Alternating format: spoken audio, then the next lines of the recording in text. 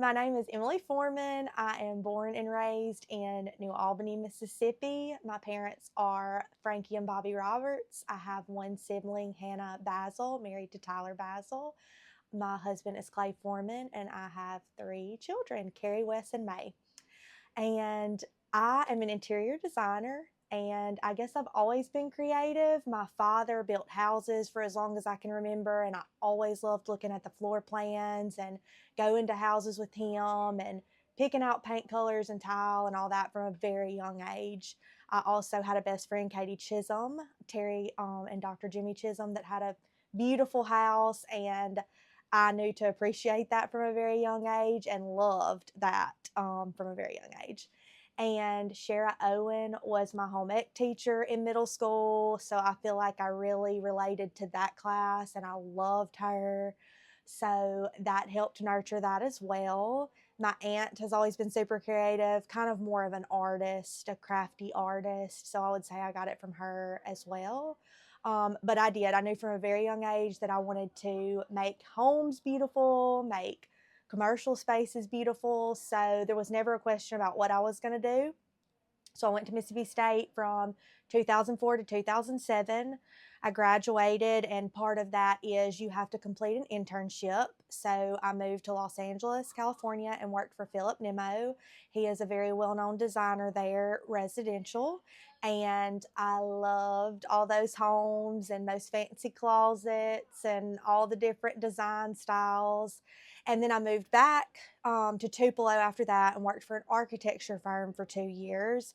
And I liked it, and I'm glad I got the experience of commercial design, AutoCAD, all the technical aspects. I still take that with me, but I didn't get to be as creative as I wanted to be. We were doing banks and colleges, and like I said, it was a great learning experience, but I started Moda while I was there, just, dabbling in people's homes and things like that.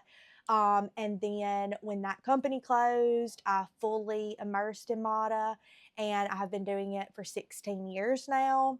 I kept with Bancorp South for 10 years doing all of their banks everywhere in the South, Florida, Arkansas, Alabama, Texas. Traveled a lot, loved that. But when they switched to Cadence, I let that job go. So now I do commercial work, but it's just, when a healthcare place needs me or a new office space, I'll still do commercial work. But mostly it's residential. It's fabulous homes. We'll do one room, we'll do a whole house, we'll do ground up, we do remodels, we do just kitchen design. We pretty much do everything. I met with a client today, and she's a totally different style than we're used to working with. And she said, I was afraid you were going to tell me I don't do that. And I said, we never tell anyone we don't do that.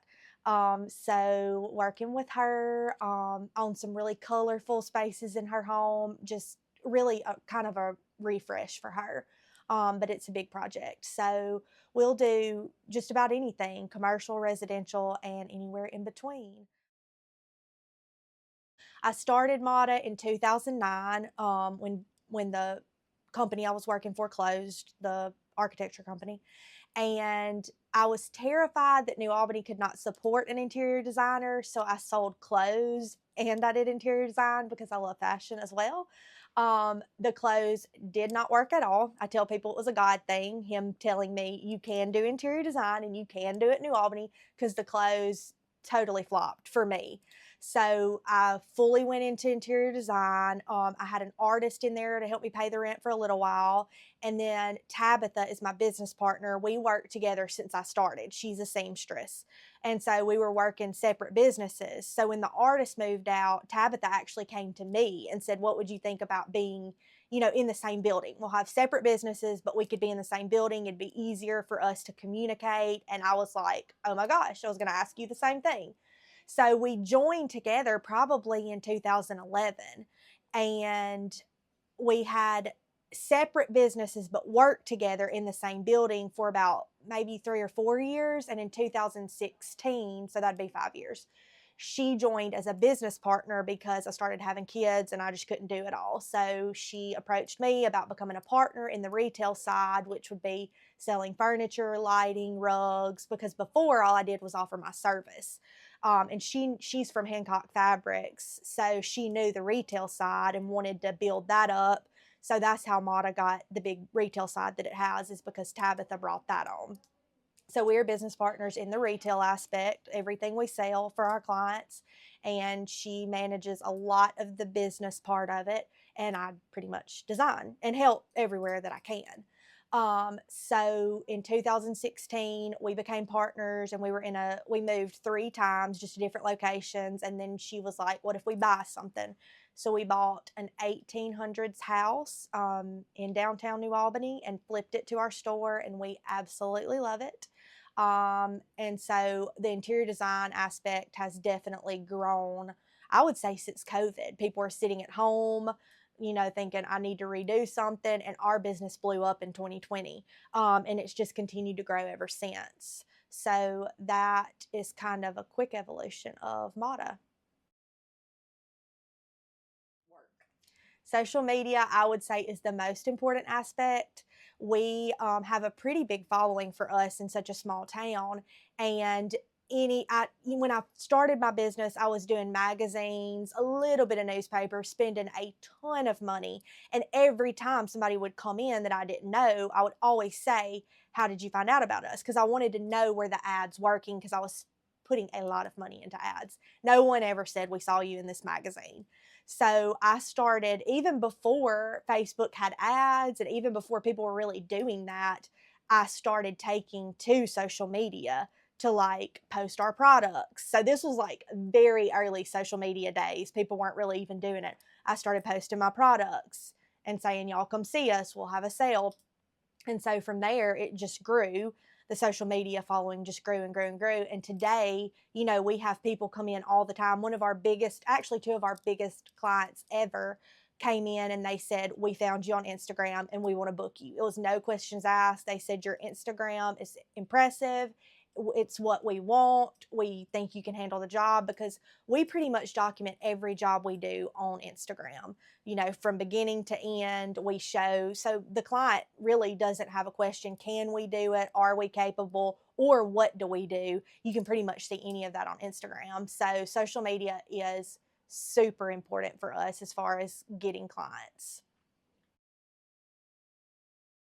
Time ago now, but it was about 9 years ago. We didn't sell furniture at the time. I think we might have sold a little bit of lighting. We sold rugs. So now when a person books us, we tell them, unless, if you're booking us, you have to buy from us. So like, we don't go to Pottery Barn. We don't go, any other retailer, because we sell everything you need. And that's usually fine with everybody. But Danita and Bill, actually, they were so early on in the process that I did their floor plan. So it was her grandmother's house. So I did a new floor plan for them, taking walls down. We did an addition. So that's what I was really focused on then. And I still do that, but we just do so much more now. So then I did their floor plan. I picked all their colors and tile, and all that type stuff. And then I picked some rugs and drapery and bedding, soft good things. We've always kind of done that.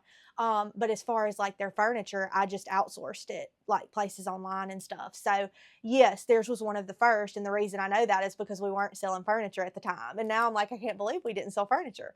But we didn't. I was so focused on just the design. And I still do. I don't want people to think that's taking a back seat, because that is most important, is how your house flows and how it functions. And that is what an interior designer is. Some colleges actually call it interior architecture, because it's such a confusion about being an interior decorator versus a designer. A decorator doesn't have a degree, a designer does.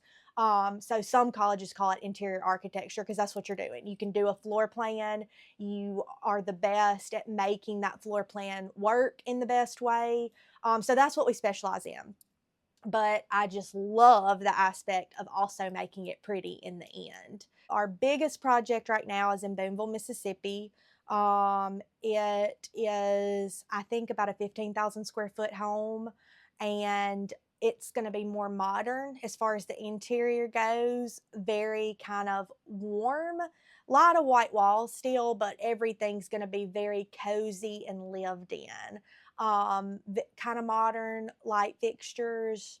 Um, Very excited about that because it'll be very different for us. There's a lot of color drenched rooms, which is where you do the ceiling, the trim, the walls, the base, everything's the same color. So that's called color drenching. So we're doing several of his rooms like that.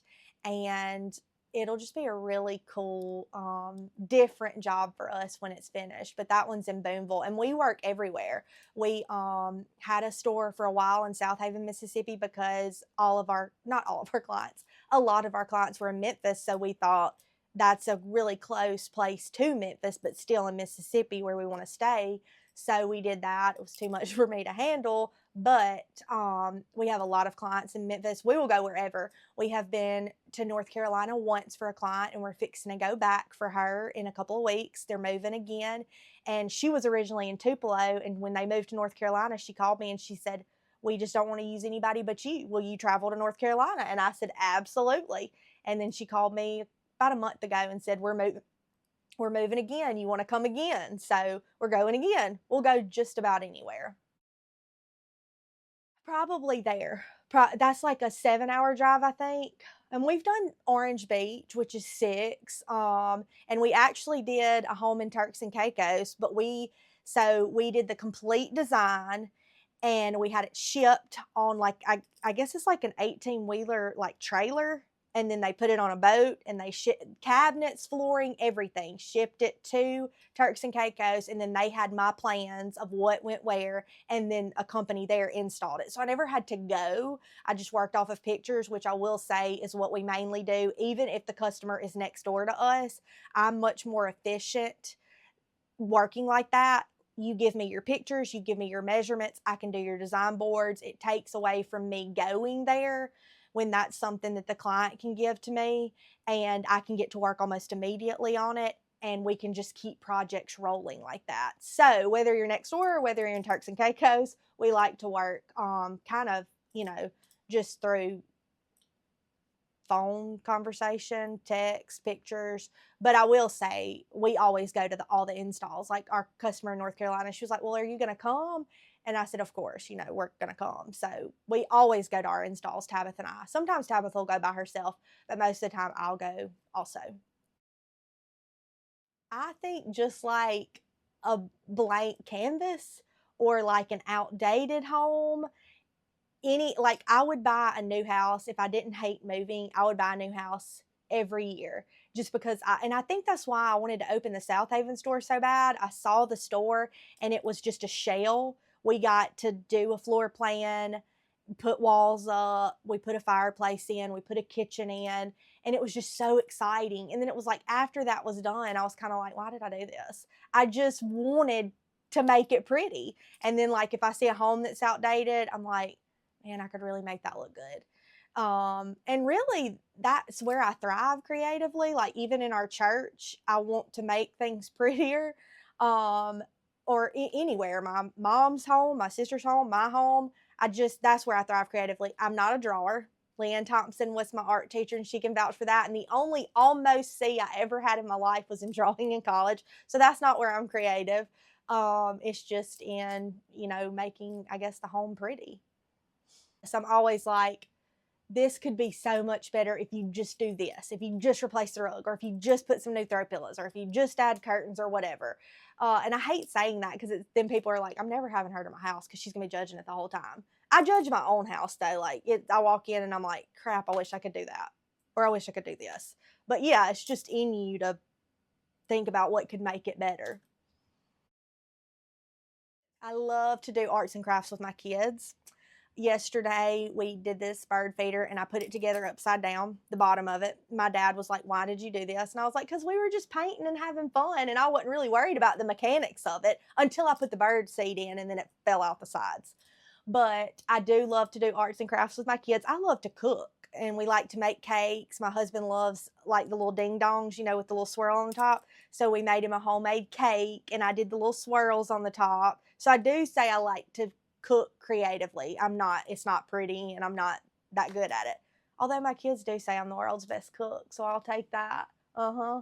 But we like to cook together and we like to do arts and crafts. So that's probably my next creative outlet. So I didn't tell that in the evolution of Moda. for 10 years. So I started in 2009. So from 2009 to 2019, I was actually a florist and an interior designer.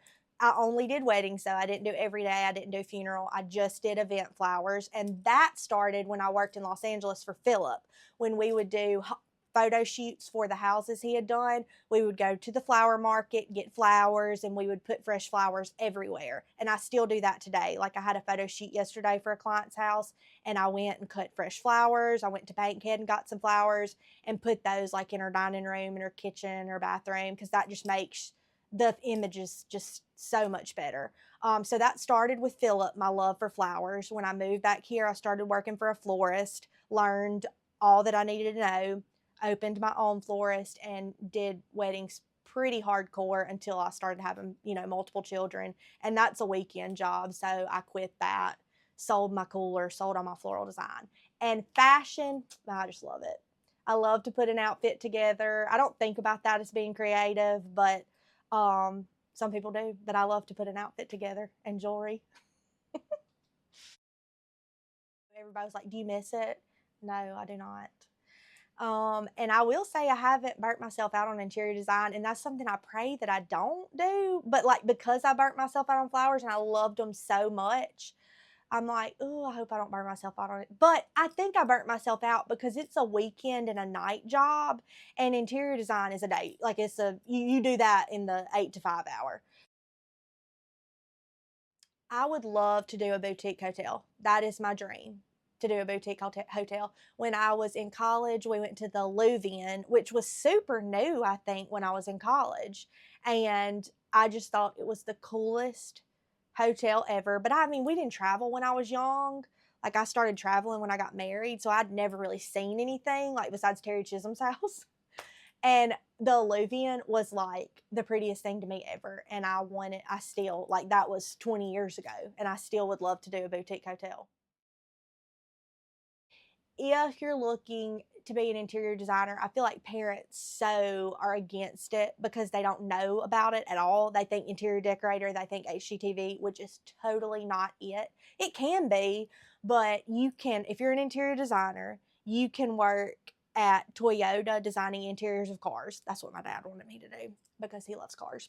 And I think that would be fun. You can work for a tile company selling tiles to commercial, like to architects and to builders. And I think that'd be so fun. But I love tile. You can work at an architecture firm, and there are tons of those in Tupelo. You don't have to move off. There are tons of those in Tupelo, Memphis. I don't know that we have one here, but Tupelo's got lots. That's where I worked. You can work at a furniture store doing their floor layouts, which I also think would be so fun. Like I've always thought Ashley would be fun to, you know, display their store. Or you can work, well, that's the same thing. They go to markets, and they take interior designers to set up their showroom floor at market. And there are things I'm not thinking about, but there are so many job opportunities for interior designers that is not decorating somebody's home, because that's not it. I mean, that's very small part of it. So there are lots of job opportunities. If that's what you want to do, I think it's a great place to find a job.